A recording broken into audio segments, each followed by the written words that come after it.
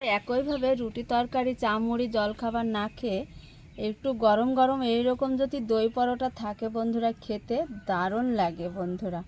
আর সকালের ব্রেকফাস্টে খুব ভালো হয়। এই যে দেখো কতটা নরম, দেখো এই যে দেখো, দেখে নিশ্চয় বুঝতে পারছো বন্ধুরা। এসেছি একটা হালকা ফুলকা টিফিন নাস্তা তোমাদের সঙ্গে শেয়ার করব বলে। দেখো এইখানে আমি 1 বাটি টক দই নিয়েছি বন্ধুরা। আজকে আমি এই দই দিয়ে দই পরোটা বানাবো বন্ধুরা।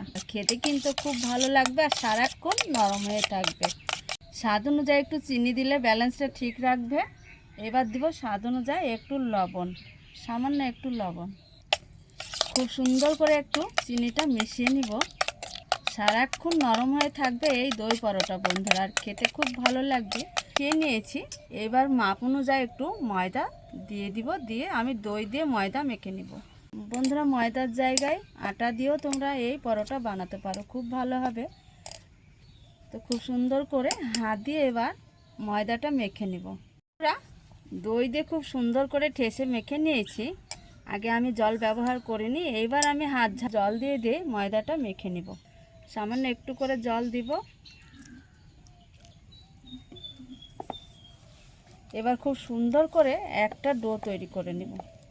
খুব সুন্দর করে ঠেসে ঠেসে মেখে নিয়েছি, নরম তুলতুলে একটা ডো তৈরি করে নিয়েছি। এই যে দেখো, একদম মাখার সঙ্গে সঙ্গেই নরম হয়েছে বন্ধুরা।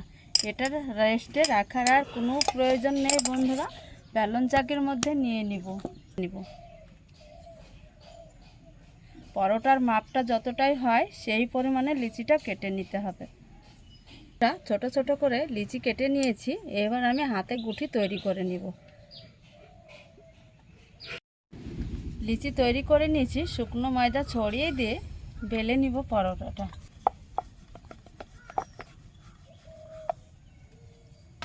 খুব সুন্দর করে বেলে নিয়েছি বন্ধুরা। আবার এইখানে একটা ছুরি নিয়েছি, ছুরি দিয়ে আমি কেটে নিব। কেটে নিয়েছি, এবার আমি এইভাবে একটু জড়িয়ে নিব।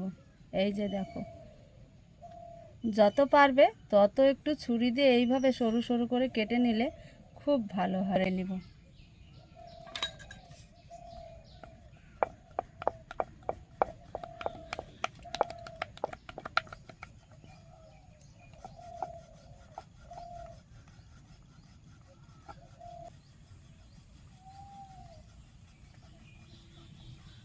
পরোটা বেলে নিয়েছি, এবার সাইডে একটা প্লেটে রেখে দিব। এইভাবে একইভাবে সবগুলো তৈরি করে নিই। কড়ার তেলটা খুব সুন্দর করে ঘষিয়ে একটু গরম করে নিয়েছি, এইবার পরোটাটা দিয়ে দিব। হালকা ফুলকা তেলে এইভাবে হাত ঘষা তেলে ভেজে নেব আর উল্টিয়ে দিব।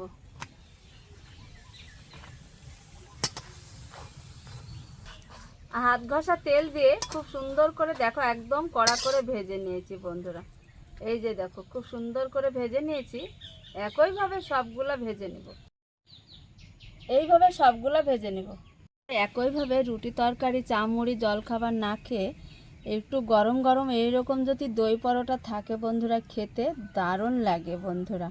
আর সকালের ব্রেকফাস্টে খুব ভালো হয়। এই যে দেখো কতটা নরম, দেখো এই যে দেখো, দেখে নিশ্চয় বুঝতে পারছো বন্ধুরা। সারাক্ষণ এইরকম নরম থেকেই যাবে বন্ধুরা প্রত্যেকটাই। দেখো এই যে দেখো, এত সুন্দর হয়, খেতে দারুণ লাগে। এই যে দেখো।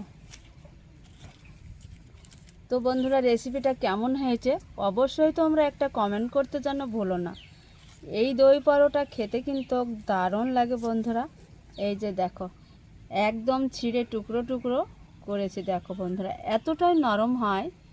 সারাক্ষণ টিফিন কোটে রেখে দিলে এইভাবে নরম হয়ে থেকে যাবে বন্ধুরা। আশা করছি রেসিপি খুব ভালো লাগবে।